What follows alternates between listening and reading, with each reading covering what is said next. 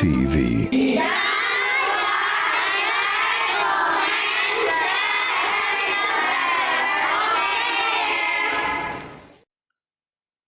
Cara pandang terhadap rahmat dan karunia Allah ini juga patut dilatih-latihkan ke dalam jiwa. Karena mengapa itu patut dilatihkan? Karena tiap hari, tiap saat, asal mata zahir kita ini terbuka, maka nampaklah alam nyata yang luas ini. Maka ketika diri memandang dunia nyata ini atau materi yang banyak ini, maka tetap diri manusia terbagi dua. Mana terbagi dua? Kalau cahaya kalbunya sampai memandang kebesaran Allah, maka segala yang dilihat ini menjadi media, menjadi sarana, menjadi alat atau menjadi tanda ayat-ayat Allah. Semakin nampak kebesaran alam, semakin nyata ciptaan Allah, tentu semakin merasakan kebesaran Allah Subhanahu wa taala. Tapi sebaliknya, dunia yang zahir ini dan segala isinya, justru itu pula yang menjadi sebab pangkal terdindingnya hati, terhijabnya jiwa dari kebesaran Allah. Sampai-sampai karena tiap waktu, tiap saat diri memandang yang nampak ini, hati pun condong kepada yang ada, jiwa pun cenderung kepada yang nampak. Kalau boleh menggunakan istilah kehidupan materi, sehingga pengikutnya menjadi materialistis. Orang baru merasa mendapat nikmat Allah ketika materi yang nampak ini dapat dikuasainya. Maka malahan status dalam kehidupan sosial, status dalam kehidupan masyarakat ditengok seberapa banyak hebat dan mampunya dia mengumpulkan materi yang ada ini. Dianggap orang itu sukses, dianggap dia berhasil ketika dia mampu mengumpulkan segala yang ada sebanyak luar biasa. Iyakah itu rahmat Allah? Iya. Harta rahmat Allah. Pangkat jabatan rahmat Allah. Anak keturunan rahmat Allah. Tapi maaf, andai kata pemahaman titik sampai di situ, makhluk Allah yang lain, walaupun sesama manusia, Firaun juga hebat, Qarun juga luar biasa, sukses mengumpulkan harta, punya jabatan yang tinggi. Secara etikat tauhid, setinggi apapun jabatan yang kita punya, bukan berarti menyepelekan jabatan. Sebanyak apapun harta yang kita miliki, dan bukan berarti kita tak penting harta, tanpa rahmat yang satu, semuanya tak bernilai di sisi Allah. Apa rahmat yang satu itu? Ma'rifatullah, kenal dengan Allah. Kalau sekadar berjabatan, makhluk Allah yang lain, manusia yang lain, iman ataupun Islam, dia juga punya. Kalau cuma sekadar kecerdasan, manusia lain juga sama. Beriman tidak beriman, bertuhan atau tak bertuhan, dia memiliki rahmat yang sama. Satu yang tak dimiliki, apa itu? An'amana bini'matil imani wal Islam. Yakni nikmat iman dan Islam yang kita terima sampai maghrib hari ini. Ini yang patut dilatih-latihkan. Kalau boleh saya menggunakan istilah, diriadah-riadahkan ke dalam jiwa.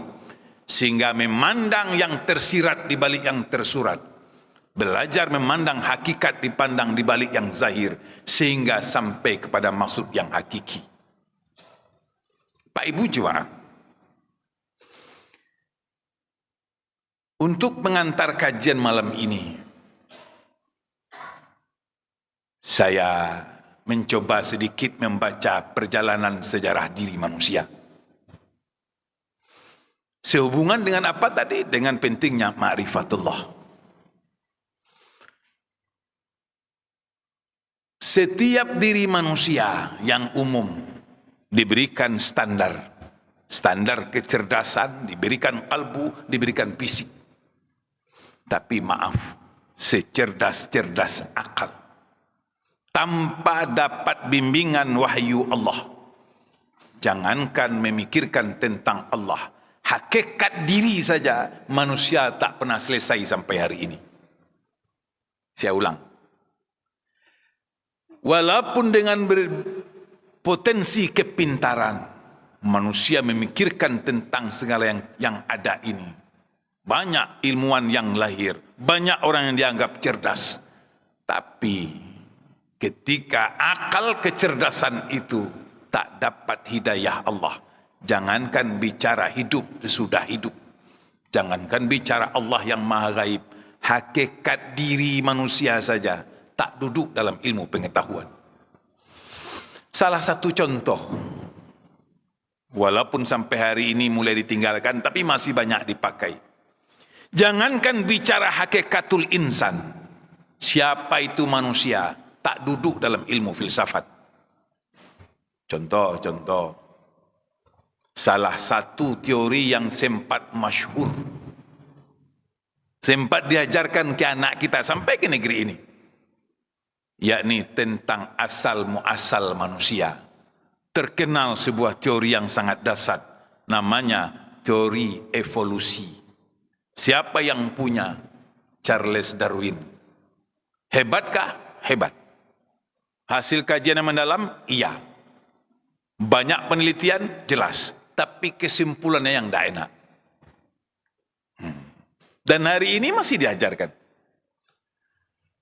Kata beliau, ketika setelah dilakukan penelitian, diadakan pengkajian, dikaji tentang arkeologi, dikaji antropologi, ternyata manusia itu dari monyet. Nah, itu aja tidak enak. Untunglah tidak pakai bahasa kampung ambo, Pak. Kalau sempat bahasa kampung ambo tersinggung awak. Tapi di sekolah diajarkan bahwa manusia ini berasal dari monyet, manusia kera. Kita pun anak-anak kita ngangguk. Jangan-jangan Bapak yang pernah sekolah ikut juga menerima teori ini. Bahwa kita berasal dari monyet. Dulu bumi ini menyatu, kemudian terjadi ledakan, kemudian terjadi bulatan-bulatan kecil, maka terbentuklah bumi. Maka yang pertama di bumi ini ada air. Sejak ada air ada makhluk. Makhluk yang pertama ikan, pokoknya ikan. Lama-lama jenis ikannya punya ekor, punya kaki. Kemudian ikannya meloncat ke darat jadi monyet. Monyet berubah jadi orang. Kalau diikutkan teori itu, manusia adalah monyet-monyet yang sudah ganteng. Itu kajian tuh, Pak. Itu hasil penelitian. Untung tak pakai bahasa kampung ambo. Kalau kampung ambo baru gadang namanya.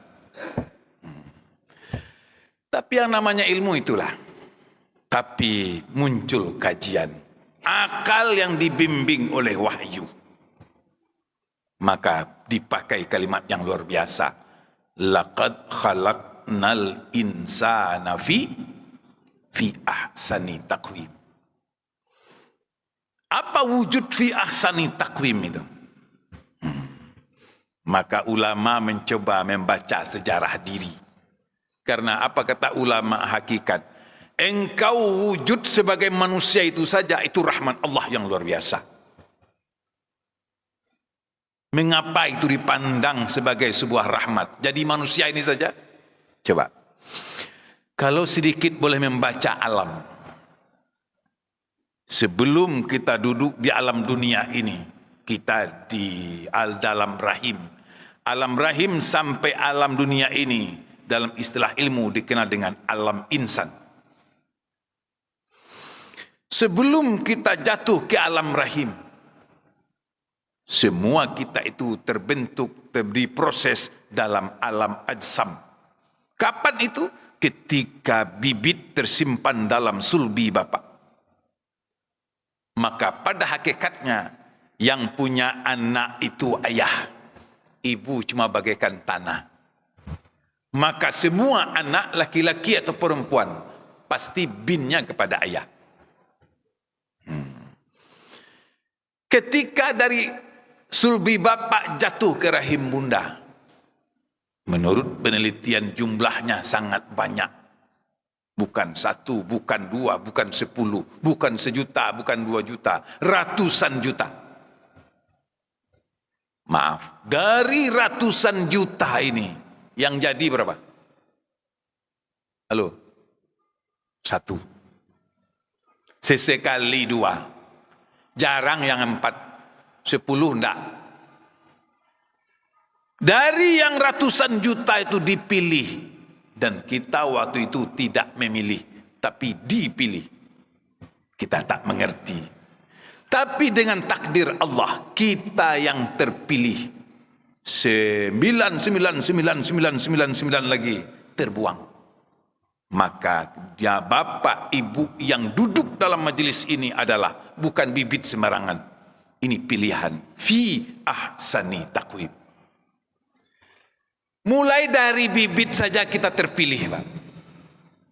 Maka dalam kajian ada sikap hidup yang perlu dipakai. Apa itu? Jangan suka rendah diri. Merendahkan diri tak boleh. Yang disuruh itu rendah hati. Rendah diri itu dalam istilah ilmu akhlak namanya safah. Merasa tidak darah biru. Merasa tidak bangsawan. Merasa diri tidak seberuntung orang. Lalu gampang melecehkan diri. Awak ni apalah Pak Ustaz? Padahal secara hakikat kita nilainya sama. Atau sebaliknya, merendahkan diri tak boleh, apalagi juga merendahkan orang. Karena dia juga dari bibit yang terpilih. Wala talmizu anfusakum, jangan menganiaya diri. Awak ni apalah? Kita ni orang biasa. Kita ni orang bawah. Yang disuruh itu ifah, tawadu, rendah hati. Maka Islam menerangkan hakikat insan. Siapapun engkau, dimanapun negeri kamu, apa sukunya, nilai manusia tidak ditentukan oleh darah biru, darah kuning, yang tinggi atau yang rendah. Allah bikin garis. Karena semua manusia fi ahsani taqwim. Nilainya apa? Inna akramakum indallahi azqakum. Nah, mulai kita agak mulia. Apapun latar belakang diri,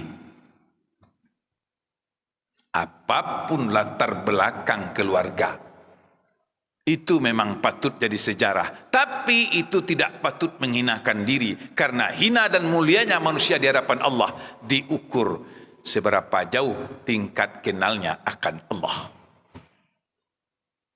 Nah, berwujud sebagai insan itu Pak, itu luar biasa. Dari ratusan juta itu, kita satu yang terpilih, dipilih Allah. Lalu di sana akan nampak jelas, summa qadha ajalah. Sambil menanamkan, kalau saya lihat ini yang hadir berumur-umur. Sambil melihat diri yang berkuasa atau Allah yang berkuasa. Diri yang berkehendak atau Allah yang berkehendak. Karena kita setelah hidup ini gampang sekali lupa. Karena lama lupa. Karena banyak ragu. Ujub datang sombong pun ada. Lupa hakikat diri. Seakan-akan kita yang mengatur hidup ini. Sedikit diberi amanah. Amanah ilmu, amanah harta, amanah dalam hidup menjadi penghijab yang hebat saya, yang menentukan saya, yang berkuasa saya. Lalu ketika mengkaji ini, maaf, waktu itu kita melihat nyata siapa yang berkuasa, diri yang berkehendak atau Allah yang berkehendak. Makanya dalam makna bismillah, bismillahirrahmanirrahim. Apa kata ulama tafsir sebagian?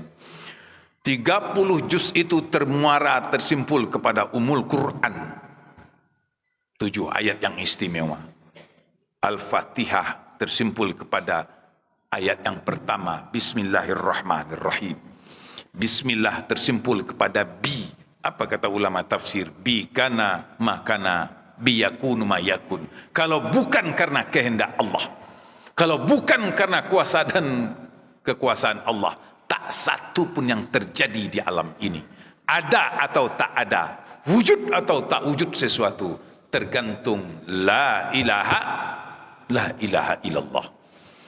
Maka kita tak tahu Ke ayah mana kita mau ditumpangkan? Ke ibu mana kita mau dikandungkan? Saya kira ini tak ada yang berani bantah ini. Kalau ada yang berani bantah, saya tanya, siapa yang milih ibunya kemarin ini? Tidak. Di kampung mana kita mau dilahirkan? Di bangsa mana kita mau dikeluarkan? Tidak. Semua dalam takdir Allah. Bapak tak minta lahir di kampung A, ibunya si anu, ayahnya si anu. Bapak lahir di negeri A, ibunya si anu, ayahnya si anu. Tidak. Semua berlaku dengan kun fayakun Allah. Fasubhanallazi biyadihi malakutu kulli syai'in wa ilahi turja'un. Yang punya kuasa Allah, yang punya kehendak Allah. Maka kalau ada yang mengupat diri, kok ini ayah saya, kok ini kampung saya, kok ini suku saya, itu suku orang buruk, kami yang hebat. Bapak bukan berurusan dengan suku orang, tapi berurusan dengan yang punya Allah Subhanahu wa taala. Lalu alhamdulillah kita wujud sebagai orang. Hebatkah? Hebat. Satu baru. Rahmat Allah yang kedua, cukupkah jadi manusia saja? Ternyata belum. Pak Ibu, di antara makhluk yang banyak ini, kita yang terpilih jadi manusia itu hebat. Yang akan menyandang khalifah di permukaan bumi ini. Tapi ternyata nasib garis ketentuan tiap diri juga berbeda. Apa itu? Kalau jumlah manusia seperti kita ini saja sekarang lebih kurang di dunia ini hampir 8 miliar. Dari 8 miliar itu yang tahu dengan Allah diperkirakan cuma lebih kurang 2 miliar. Yang 6 miliar lagi kondisinya bisa tak tahu bertuhan atau bertuhan tapi salah. Nah, coba merindung nanti. Subhanallah, subhanallah. Andai kata bapak ditakdir Allah lahir dari rahim orang kafir, kira-kira maghrib ini sujud apa bapak? Jangan-jangan sampai maghrib hari ini kita tak pernah mengerti siapa yang kita sembah. Nanti semakin enaklah rukuk sujud ini pak. Kau kaji-kaji tentang perjalanan diri. Andai kata diri saya lahir dari seorang yang tak kenal Allah, mungkin bisa Majusi, mungkin bisa Yahudi, mungkin bisa Nasrani. Jangan-jangan sampai maghrib hari ini kita tak tahu siapa yang patut kita sembah. Inna fi khalqis samawati wal ardi wa ikhtilafil laili wan nahri laayatil liulil albab. Melihat contoh kepada yang sudah, melihat tuah kepada yang menang. Alam terbentang jadikan guru. Masing-masing diri manusia punya perjalanan yang berbeda. Biar enak rukuk sujudnya pak. Sesekali sekarang kan dunia sudah luar biasa. Kita ambil yang positifnya dari sini. Saya melihat kawan-kawan yang hari ini mu'alaf. Luar biasa. Dari berbagai macam kalangan. Yang saya renungkan itu, kalaulah ditimpa-timpakanlah, dihayal-hayalkan, apa namanya? Direnung-renungkan perjalanan diri dia dengan kita ini, jangan-jangan andai kata itu yang dicobakan ke diri kita, jangan-jangan kita nggak sanggup. Ketika dia bersahadat setelah dewasa, keluar air mata bahagianya. Asyhadu an la ilaha illallah wa asyhadu anna Muhammadar Rasulullah. Tersenyum, air mata keluar, bukan air mata kecewa tapi air mata bahagia. Lalu ketika ditanya, air mata kita yang keluar, mengapa? Ditanya keluarga bagaimana, dia bilang pisah Pak Ustaz. Bapak bisa terbayang enggak? Kalau suami istri berpisah karena benci, bercerai karena ada masalah, masih bisa maklum apa? Tapi diri lagi berkasih sayang, keluarga lagi baik-baik, Cerai bukan karena benci, berpisah bukan karena tak sayang, tapi karena salah seorang dari pasangan hidupnya berjumpa la ilaha. Masya Allah. Untuk sementara kami berpisah. Kenapa berpisah? Untuk sementara ini dia belum bisa menerima keyakinan kita berbeda. Bapak Ibu, baik-baik aja sekarang, coba bayangkan, Bapak ini lagi-lagi berkasih sini, pisah dengan Ibu.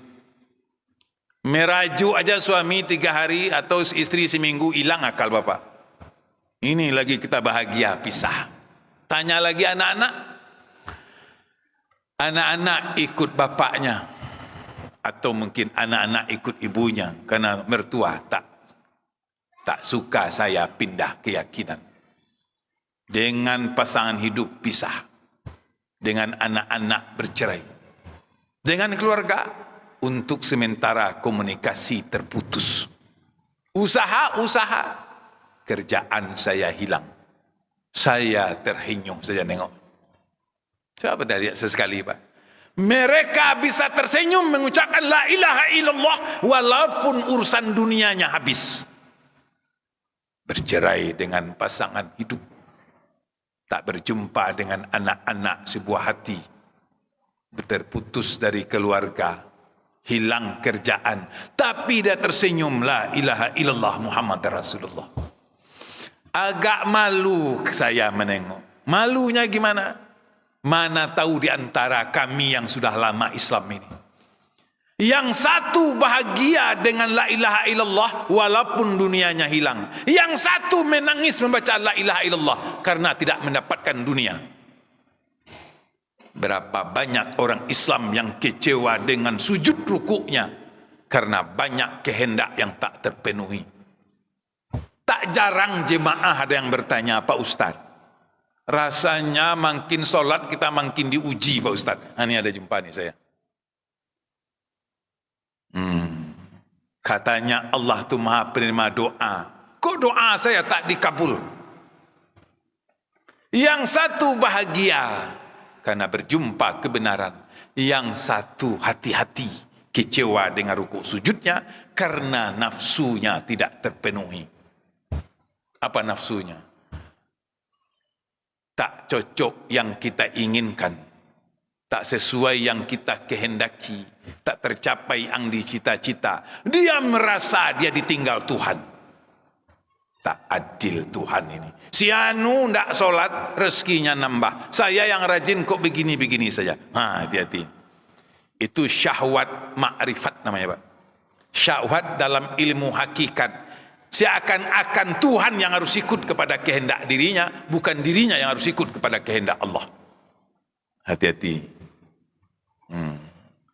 Baik. Alhamdulillah kita sudah rukuk sujud. Ibarat kaji. Kita ini sudah difasilitasi jadi orang sudah. Islam dikasih, hidayah didatangkan, syariat dijelaskan. Satu saja tinggal tugas itu Pak. Apa itu? Ngangguk. Enak kita orang Islam ini. Apa ngangguk maksudnya? Sami'na wa ata'na ghufranaka Rabbana wa ilaikal masir. Kalau bolehlah saya punya umpama-umpama sekadar menjangkau karena kita berhadir nih bertingkat. Ibarat orang dagang di pasar Pak. Toko sudah dikasih, modal sudah disiapkan, kedai sudah diisi, tinggal duduk saja. Kalau rugi juga terlalu. Ada orang modal cari sendiri, kedai disewa, dagangan dicari, dari selisih untung itu dia dapat. Ini enggak. Toko sudah disiapkan, isi kedainya sudah diisi, modal sudah ditambah, tinggal duduk saja menjualkan. Itu orang Islam itu Pak. Syariat sudah dijelaskan, nasib sudah diuntungkan, takdir sudah diberikan baik, tinggal sami'na wa ata'na. Enggak juga dapat, itu yang semalang-malang untung itu. Maka untuk malam ini sebagai pengantar dan perkenalan, saya simpulkan dengan sebuah ayat yang luar biasa. Karena kita sudah rukuk sujud. Tugas kita cuma meningkatkan saja lagi. A'udzubillahi minasyaitonirrajim. Bismillahirrahmanirrahim. Kita bertuhannya sudah benar, beragamanya sudah luar biasa, syariat sudah diberikan. Lalu kita memperdalam. Wa iza sa'alaka ibadi anni fa inni qarib. Hai Muhammad, jika hambaku bertanya kepada engkau tentang aku, kata Allah, fa inni qarib, sesungguhnya aku itu dekat. Kita garis bawahi, fa inni qarib. Mudah-mudahan nyambung ke saya ini. Dalam kajian ayat itu, sesungguhnya kata Allah, aku itu dekat. Yang jadi masalah bukan Allah kepada makhluk, tapi yang jadi masalah kaji adalah diri kepada Allah. Walaupun Allah menyatakan dirinya dekat dengan manusia, yang jadi masalah kaji adalah tidak semua diri merasa dekat dengan Allah. Itu kaji itu, Pak. Saya ulang.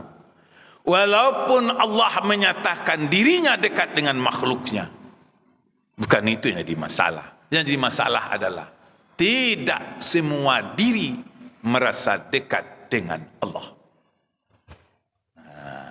Untuk mengukurnya bagaimana? Dalam sebuah kajian, ulama mencoba bikin rumusan. Bagaimana melatih jiwa yang sudah Islam kita ini, yang sudah diuntungkan dalam hidup ini, untuk meningkatkan kualitas diri. Setidaknya ada dalam sebuah buku 7 syaratnya. Mana yang 7? 1, ilmu.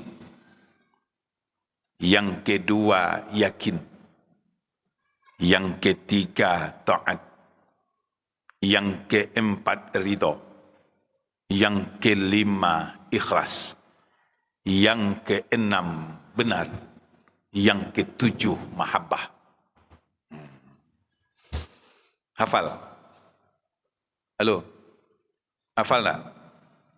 Biar saya aja menghafal, yang penting apa ibu nganggu aja lah dia.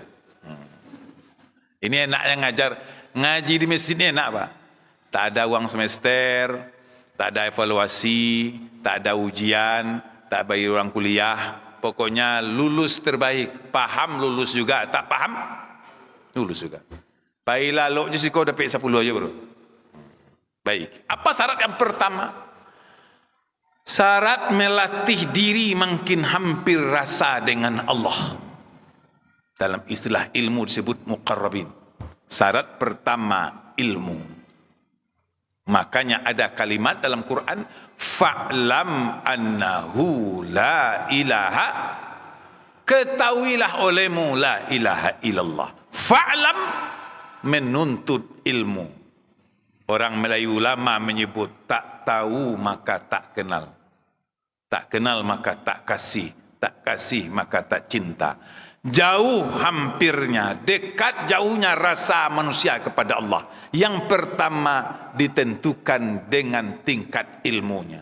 Tanpa ilmu orang tak kenal. Kenal tak kenal itu namanya ma'rifah. Yang membedakan kita ruku sujud semua yang ruku ini, tingkat ilmunya kepada Allah. Atau semua kita yang hadir ini kenal dengan Allah, cuma tingkat makrifatnya yang berbeda. Apa maksudnya itu? Saya kasih contoh supaya paham atau nyambung pemikiran kita bersama. Yang duduk di masjid ini sah dan tercatat sebagai warga negara Indonesia. Mati pun KTP sekarang sah juga, kita baru negara Indonesia. Pertanyaan saya, Bapak Ibu kenal Prabowo enggak? Kenal, coba telepon Pak.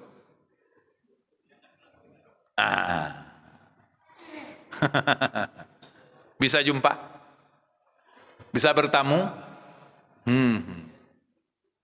Kita, Bapak kenal Prabowo enggak? Kenal Pak Ustadz, ikut saya milih kemana Pak Ustadz? Umpama yang milih.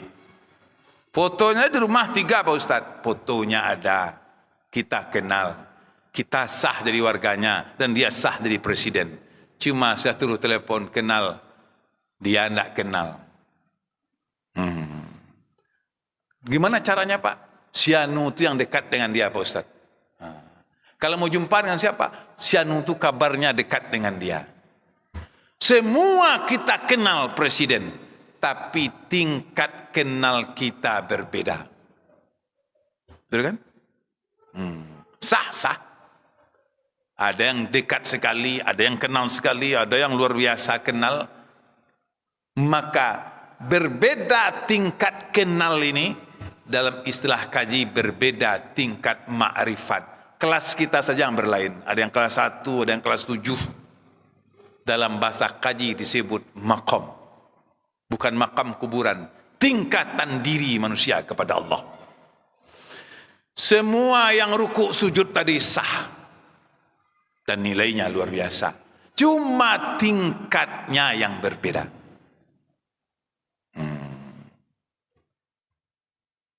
Dan salah satu yang menentukan tingkat diri kepada Allah itu ilmu.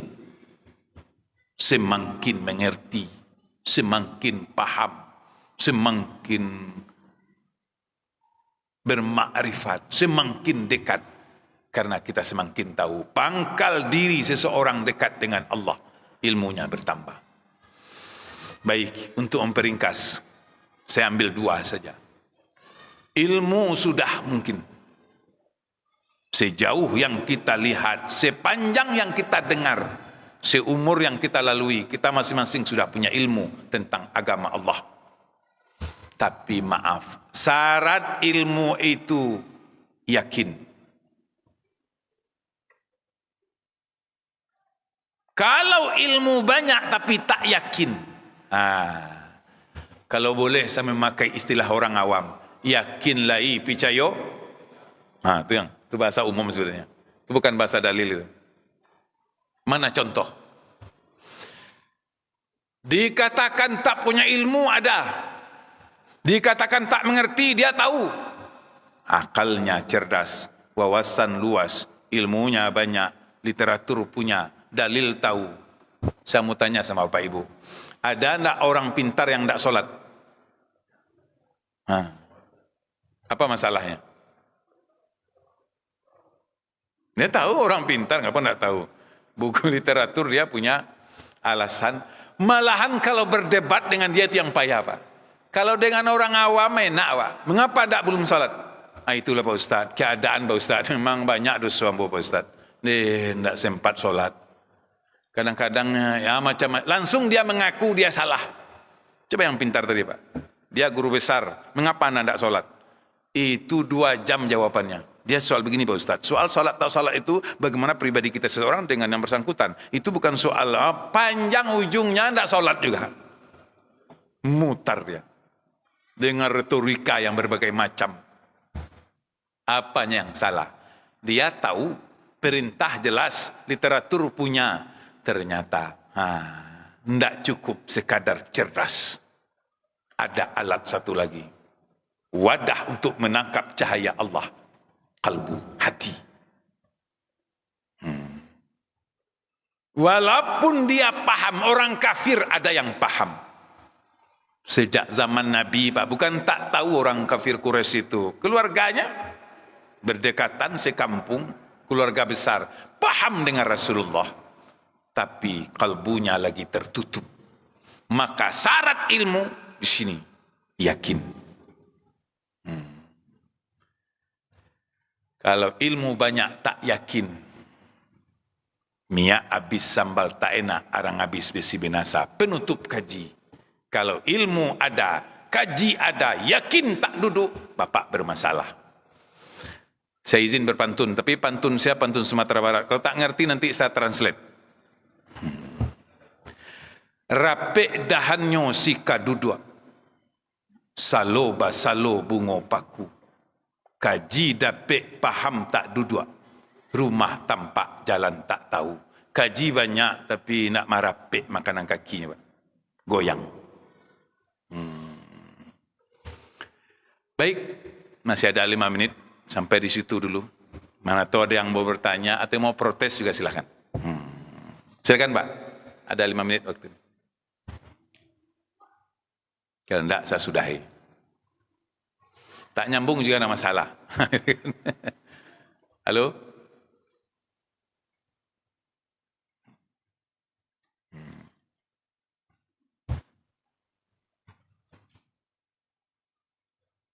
Ada? Enggak?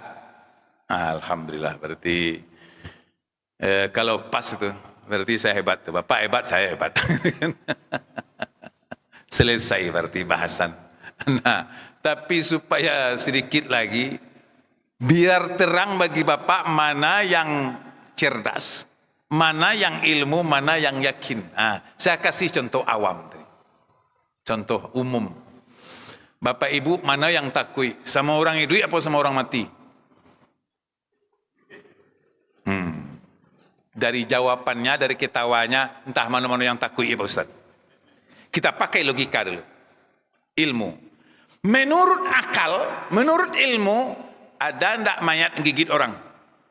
Enggak masuk akal. Atau pernah mungkin pengalaman siko, kami di siko lain Pak Ustaz, patah mayatnya menyipak orang. Itu nak mayat terus orang itu jadinya.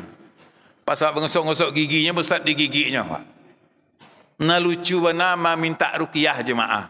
Ambo agak enak tak enak badan Pak Ustaz, minta ruqyah. Masalah ibu, patang menengok orang meninggal. Itu mengalir ibu yang panjang. Pas mau buka matonya mencari ambo, mata siruk darah. Orang kampung ambo menyebut tasapu. Manalah dah mai tasapu menyapu orang. Dah, bayangkan. Maaf, tak ada mayat yang menggigit orang, tak ada mayat yang bisa mengejar orang menurut akal. Tapi aku apa takui? Aku ibu came. Kadang apa kau kerengkang lah, bukan takut Pak Ustaz, saya bukan takut. Jadi apanya, nak lama perasaan Pak Ustaz, takut ya namanya. Kan? Ayat hafal, kaji ada, ini ada. Yang meninggal orang sebelah, yang ketakuan sebelah siko.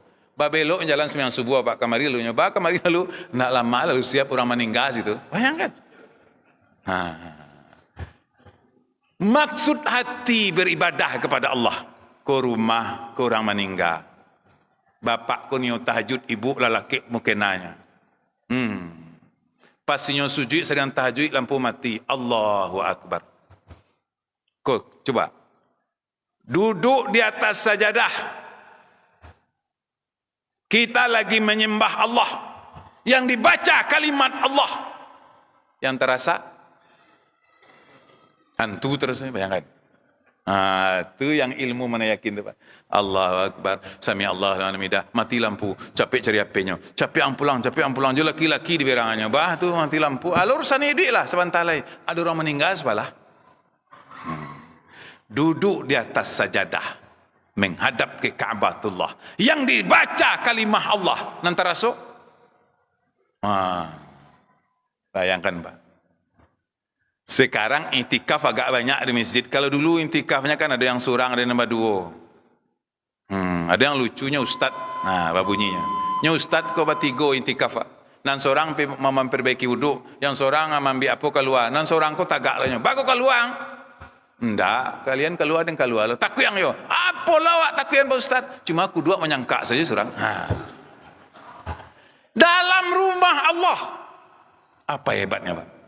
Menyebut nama Allah, la ilaha illallah, la ilaha illallah. Yang ibu itu juga dibaca kursi, Allahu la ilaha illa walayul qayyum. Mambu aku ciang, kaji lang, penganai lang, awak lari terompa diambil. Itu kaji dapat paham tak duduk tu. Yang semua kita kok memang kahakamari kaji kepapan dirian. Kadang yang diingat mulai lupa, pangana mulai lemah. Yang patut dikuatkan adalah ainul basyirah, hakul yakin, duduk dalam paham, punya pendirian. Saat titiak jadikan lawi, saat kapal jadikan bumi, namanya istiqomah. Tak bujur lalu, tak berlintang patah. Kaji banyak, yakin tak ada. Jadi ayat putihnya Pak. Tapi walaupun sepatah yakin, itu yang luar biasa. Itu saja dulu. Mudah-mudahan bermanfaat.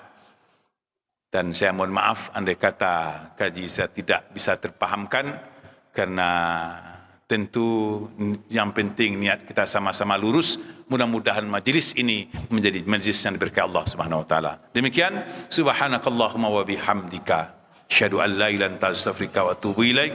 Walhamdulillahirabbil alamin. Assalamualaikum warahmatullahi wabarakatuh. Waalaikumsalam warahmatullahi wabarakatuh.